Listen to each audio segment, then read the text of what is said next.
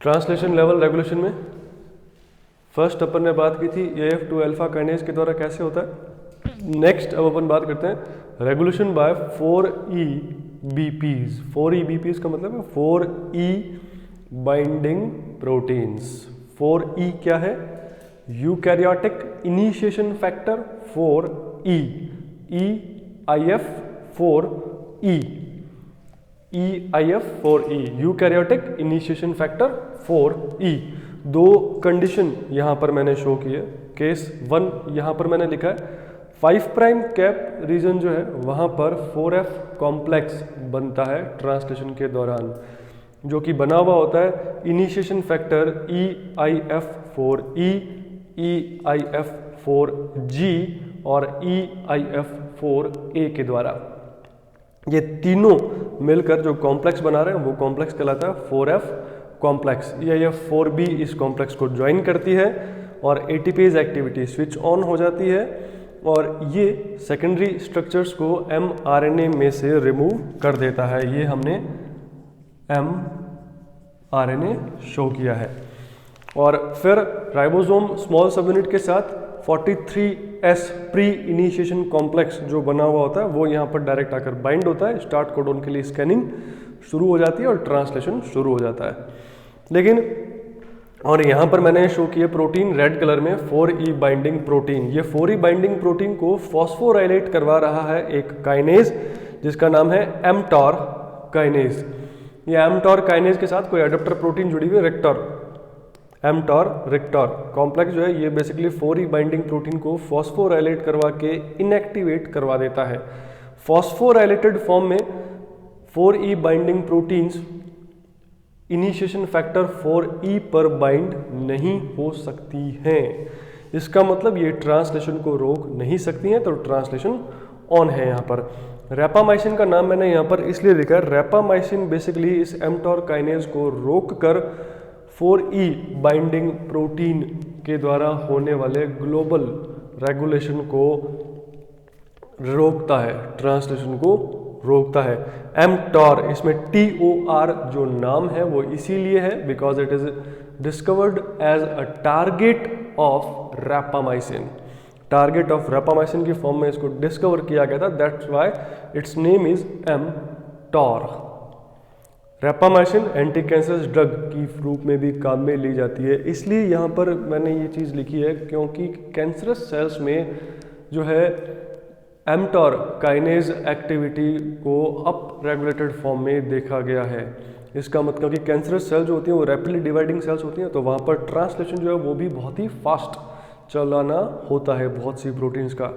तो उस कंडीशन में अगर कैंसरस सेल्स पर रैपामाइसिन का ट्रीटमेंट दिया जाए तो वो रैपामाइसिन क्या करेगा, 4F कॉम्प्लेक्स को बनने से रोकेगा, जिससे कि कैंसरस सेल्स में प्रोटीन का ट्रांसलेशन रुकेगा और उनकी ग्रोथ जो है वो रोकी जा सकती है। केस 2 में मैंने यहाँ पर शो किया है कि mTOR काइनेज जो है वो इनएक्टिव फॉर्म में कोई सेल सिग्नलिंग चलेगी, वो सेल सिग्नलिंग इस mTOR काइनेज को इनएक्टिव करवाएगी और mTOR काइनेज अगर इनएक्टिव होगा तो 4E बाइंडिंग प्रोटीन का फॉस्फोराइलेशन नहीं हो पाएगा और डीफॉस्फोराइलेटेड फॉर्म में 4E binding proteins can bind with EIF4E। और अगर ये 4E बाइंडिंग प्रोटीन बाइंड हो गई यहाँ पर तो ये G को बाइंड नहीं होने देगी, 4F कॉम्प्लेक्स नहीं बन पाएगा, ट्रांसलेशन इनिशिएशन नहीं हो पाएगा। इस तरह से ट्रांसलेशन को यहाँ पर रोक दिया जाएगा। इसी के एक दो कुछ रेगुलेशन इसी तरह का मैं कुछ रेगुलेटरी इस तरह की रेगुलेशन की कुछ एग्जांपल लिख रहा हूँ यहाँ पर। 4E बाइंडिंग प्रोटीन जो है मोस्टली ये ग्लोबल रेगुलेशन में काम आते हैं। ग्लोबल रेगुलेशन का मतलब हुआ कि सभी तरह की जो जीन्स हैं उनके ट्रांसलेशन को रोक दिया जाता है। लेकिन कुछ एग्जाम्पल ऐसे भी देखे गए हैं जहाँ पर कि ये किसी स्पेसिफिक mRNA के ट्रांसलेशन को रोकती है और बाकी mRNA पर फर्क नहीं डालती है। उन्हीं कुछ स्पेसिफिक ट्रांसलेशन इनिबिशन के एग्जाम्पल जो है वो मैं यहाँ पर शो कर रहा हूँ। For example first upon example ले रहे हैं यहाँ पर इसका, ड्रोसोफिला में एग डेवलपमेंट के दौरान कुछ प्रोटीन काम आती हैं, उन्हीं में से कुछ एग्जाम्पल मैं यहाँ पर लिख रहा हूँ। Oskar and Nanos mRNA regulation bye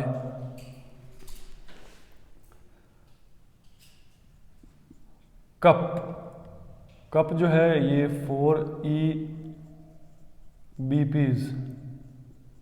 family की प्रोटीन है।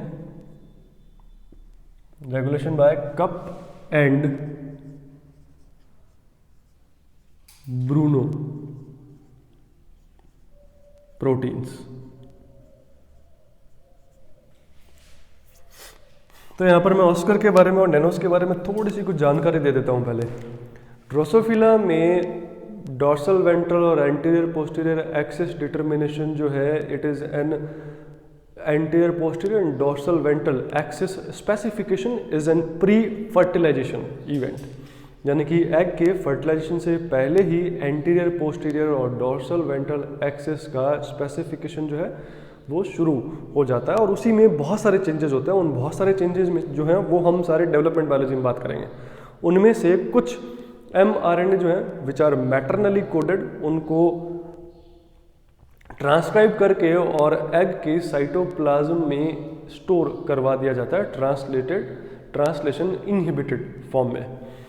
उन्हीं में से ऑस्कर mRNA जो है, ऑस्कर mRNA को एग के चारों तरफ ओवरी में प्रेजेंट नर्स सेल्स के द्वारा कोड किया जाता है और उनको एग के साइटोप्लाज्म में डिपॉजिट करवा दिया जाता है फ्यूचर एंटीरियर साइड में।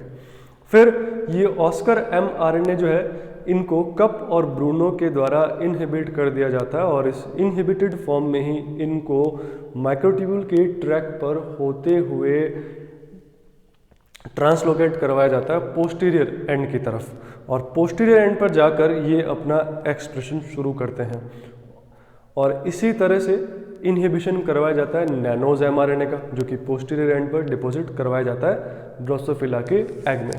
तो पूरी डिटेल हम यहाँ पर बात नहीं कर रहे, मैं सिर्फ यहाँ पर ऑस्कर जो है उस ऑस्कर के mRNA को यहाँ पर शो कर रहा हूँ और कैसे कप और ब्रूनो उसको रेगुलेट करते हैं वो चीज़ मैं यहाँ पर शो कर देता हूँ।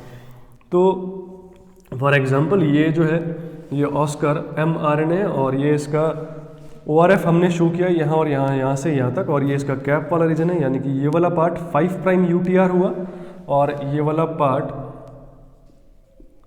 3' UTR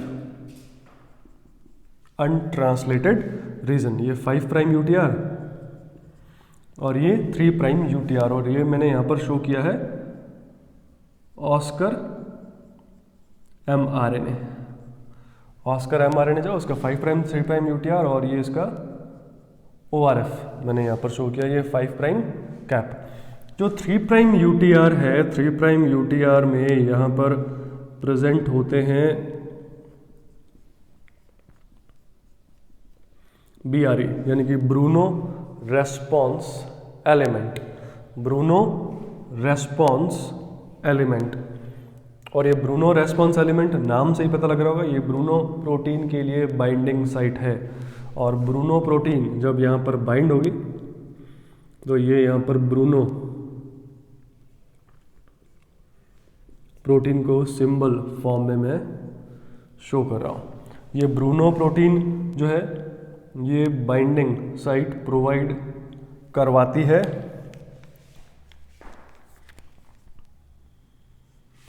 कप प्रोटीन के लिए और यहाँ पर मैं शो कर रहा हूँ कि ये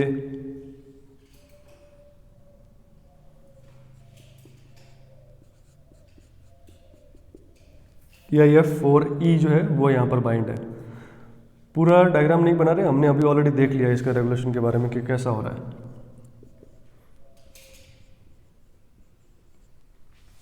तो यहाँ पर क्या होगा कि ये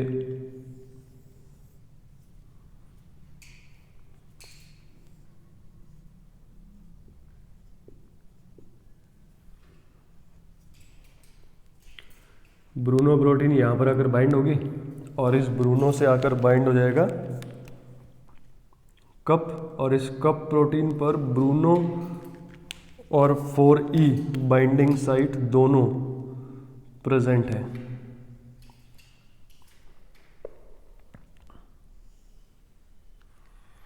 तो इस कंडीशन में क्या हुआ कि ट्रांसलेशन जो है वो क्या हो जाएगा,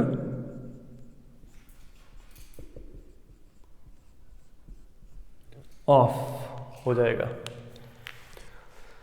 ये कप बाइंड हो BRE पर बाइंड होगा ब्रूनो पर बाइंड होगी कप प्रोटीन आकर, कप जो है उस पर 4E बाइंडिंग साइट प्रेजेंट है और कप पर 4E बाइंडिंग साइट प्रेजेंट है, इसलिए वो कप क्या करेगा कि 4E प्रोटीन के साथ बाइंड होगा और AIF4F जो कॉम्प्लेक्स है उस कॉम्प्लेक्स को फॉर्म होने से रोक देगा और वो कॉम्प्लेक्स नहीं बनेगा, तो इसका मतलब क्या होगा, ट्रांसलेशन रुक जाएगा। इसी सीक्वेंस में एक एग्जाम्पल जो है मैं और शो कर रहा हूं यहां पर। इसी सीक्वेंस में एक एग्जाम्पल और अपन लिख लेते हैं, दूसरा एक एग्जाम्पल जो कि ह्यूमन में भी इस तरह का रेगुलेशन देखने को मिलता है। oogenesis के दौरान एग के साइटोप्लाज्म में कुछ प्रोटीन है जो यहाँ पर रेगुलेशन करते हैं और वो एग्जाम्पल मैं यहाँ पर शो कर रहा हूँ। Regulation by Maskin protein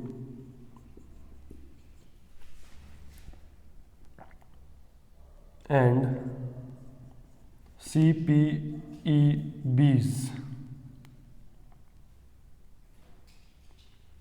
in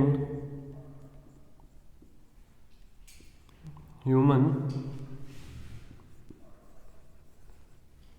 X.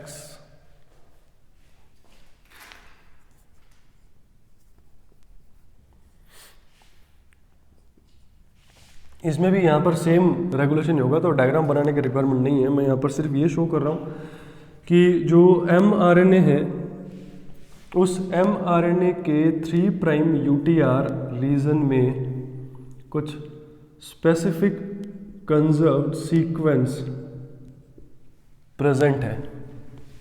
मैं यहाँ पर लिख देता हूँ, bind eight CPE within 3' UTR of mRNA।